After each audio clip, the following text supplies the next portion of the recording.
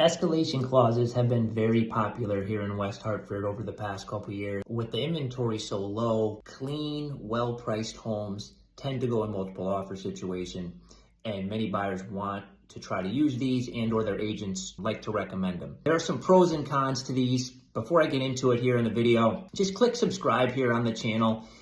We get calls, texts, emails every week from people like you watching these videos who have questions about real estate in the town, and myself, my team, we are always happy to help if we can. But don't be shy, feel free to reach out. Now let me grab my shirt and tie and get into this video.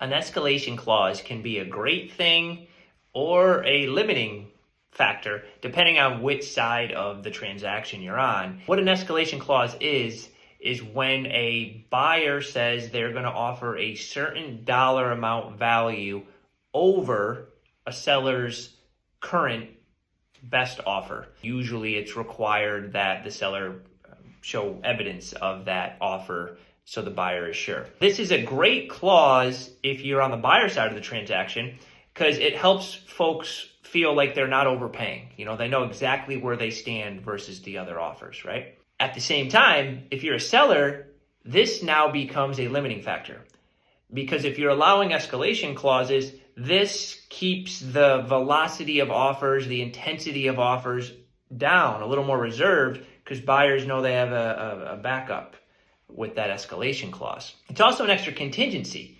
When that clause is there, we actually have to redraft the contract, get the correct language in there, which of course gives buyers a chance to change their mind, as nothing is official until things are locked in and we actually have a deposit on the property. So from a seller perspective, it's a limiting factor. Now, when we represent buyers, we always encourage them to try to negotiate an escalation clause if the seller's open to it, and some sellers are.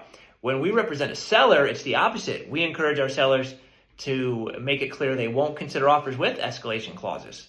This keeps buyers putting their best numbers on the table, which not only drives the price up, but it also keeps the contingencies down with less to worry about to get an executed contract in place. So in this market, you know, with things being so volatile, the strategy you use on either side can really be used to your advantage. So make sure you're sitting down with your agent and going over all options in either scenario. Hope this helps.